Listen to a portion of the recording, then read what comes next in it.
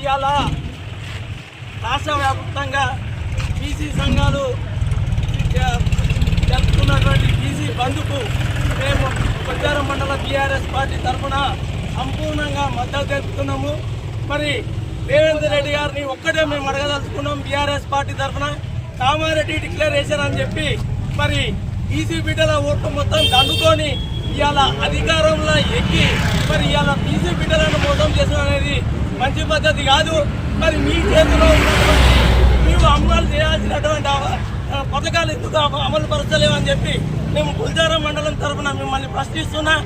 మీరు బీసీలకు 5 సంవత్సరాల పీరియడ్లో 1,00,000 కోట్ల రూపాయలు ఇస్తా అని చెప్పి నువ్వు ఎలక్షన్లలో చెప్పినావు.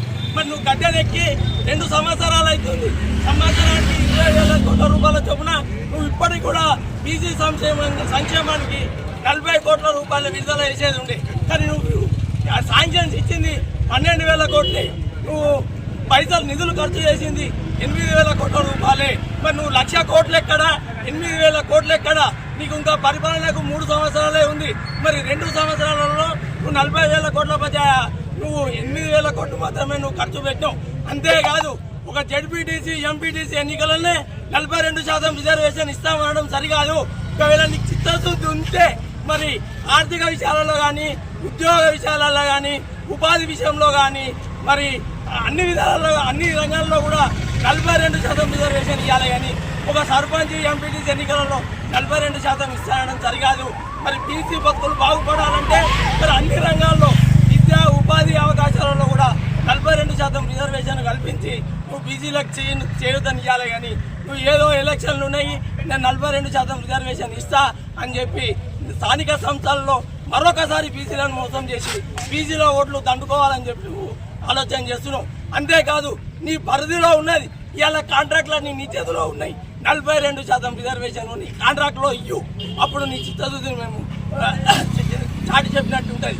మరి నీకు అమలు అయ్యేదాన్ని ఇవ్వకుండా మరి ఇట్లయినా తెలుసు సుప్రీంకోర్టు యాక్టే ఉంది. సుప్రీంకోర్టు 50% రిజర్వేషన్లు మించొద్దు అని చెప్పి వాళ్ళ తీర్పే ఉంది. అది ఎట్లయినా అమలు కాదని చెప్పి ఏదో పూటకపు ఆర్డినెన్స్ తీసి నేను 42% రిజర్వేషన్ ఇస్తున్నా అని చెప్పి బీసీలను మోసం చేసుడు పద్ధతి కాదని చెప్తున్నా. మరి నువ్వు అసమానం బీజేపీ నాయకులతో మోసం చేస్తున్నావు కదా. మరి పార్లమెంటులో బీసీ రిజర్వేషన్ బిల్లు పెడితే కానీ మరి తెలంగాణ రాష్ట్రంలో బీసీ రిజర్వేషన్ 42% అమలు చేయడానికి సాధ్యమవుతుంది. మరి నువ్వు ఉన్నావు, మీ రాహుల్ గాంధీ సార్ ఉన్నాడు, మరి కేంద్రంలో మీరు అతిపెద్ద ప్రతిపక్ష పార్టీగా ఉన్నారు. మరి మీరు వాజ్పేయి గారితో మన ప్రధానమంత్రి నరేంద్ర మోడీ గారితో చట్టం కలిపి